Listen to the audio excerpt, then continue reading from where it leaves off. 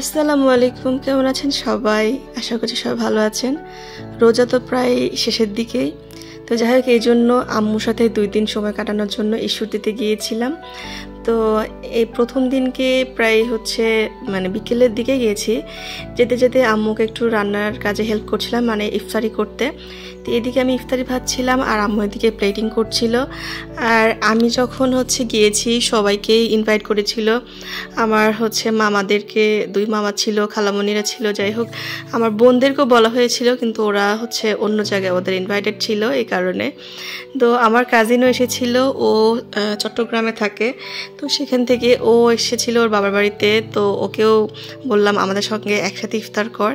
আসলে না, প্রত্যেক বছর কিন্তু এই দিনটাতে যে কোনো একটা আমরা রোজার দিনে আমরা একসাথে ইফতারি করি, খুবই ভালো লাগে। সবাই ছিল কিন্তু আব্বু ছিল না, মনটা খুব খারাপও লাগছিল, আবার ভালোও লাগছিল যে যখন নিজের বাড়িতে গিয়ে সবার সঙ্গে একটু আনন্দ উপভোগ করা যায় তখন অনেক ভালো লাগে। আর এই যে আমাদের সহিবুড়ি দুষ্টুমি করছে, তো ও সারাক্ষণ আমার কাছে থাকে। যতক্ষণ পর্যন্ত আমি বাড়িতে যাই ততক্ষণ পর্যন্ত আমার কাছেই থাকে।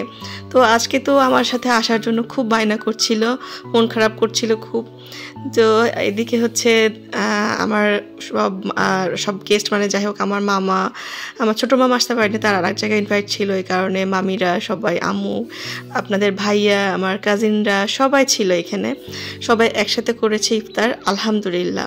তো পরের দিন সকালবেলা আমি আর আমার সহিবুড়ি, আমার বোন, মামাতো বোন, 2 জন মিলে চলে গেলাম আমার বড় বোনের বাড়িতে। আসলে ও কখনো আমার সাথে এইভাবে একা যায়নি, ওর আব্বু আম্মু ছাড়া। তো আমার সাথে বায়না করে কোথাও না ঘুরতে যাওয়ার সময়, তো এই জন্য ওকে নিয়ে গেলাম। তো চলো যাই, আমরা একসাথে ঘুরতে যাই। তো খুবই তো এক্সাইটেড ছিল, আমি জানি না ও কান্না করবে কি না। তারপরেও আলহামদুলিল্লাহ ও কান্নাকাটি করেনি, সারাটা দিন মোটামুটি ভালোই ছিল। কারণ আমার আপুর বড় মেয়ে ছোট মেয়েটা ওর সাথে খেলা করে, প্লাস বড় মেয়েটাও খেলা করে, তবে ছোট মেয়ের সাথেও বেশি কমফর্ট ফিল করে, এই কারণে ওকে আর কি নিয়ে গেছিলাম। তো এদিকে একটু হালকা একটু আমার আম্মুর দেওয়ার ড্রেসের একটু ফুটেজ দেখিয়ে ফেললাম আপনাকে।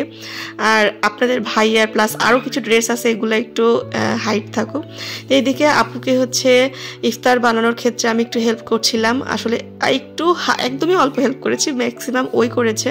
আর এদিকে একটা বিশাল বড় তরমুজ, এটা আমার আপু কাটছিল।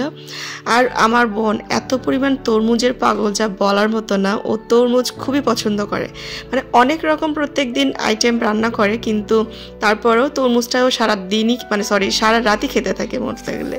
তরমুজটা আলহামদুলিল্লাহ খুবই সুন্দর ছিল, এত সুন্দর কালার ছিল, প্লাস খেতেও কিন্তু মজা।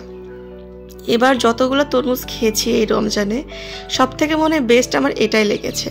তো তরমুজ বা আরও ফল একটু একটু করে আপু কাটছিল, প্লাস এদিকে ইফতারও রেডি করে দিচ্ছিল, প্লাস আমি ভাজছিলাম।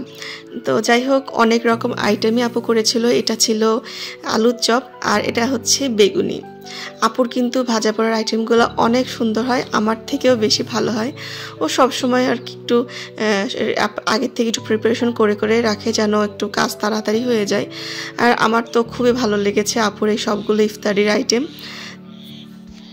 মোটামুটি সবগুলো ভাজা হয়ে গেছিল। আচ্ছা, আপনারা কারা আমার মতো ভাজা পোড়া আইটেম পছন্দ করেন সেসব কিন্তু অবশ্যই কমেন্টস করবেন। আর এটা ছিল একদম অল্প ডাল, কিন্তু পেঁয়াজ থেকে বেশি, এটা দিয়ে পেঁয়াজি করেছিল।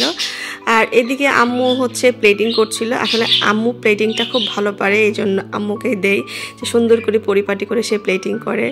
আর আলহামদুলিল্লাহ অনেক আইটেম করেছিল আপু, ফলের আইটেম, ভাজা পোড়া বা একটু ডেজার্ট আইটেমও ছিল। তো আপু প্লাস এদিকে আবার রান্নাও করেছিল সেহরির জন্য।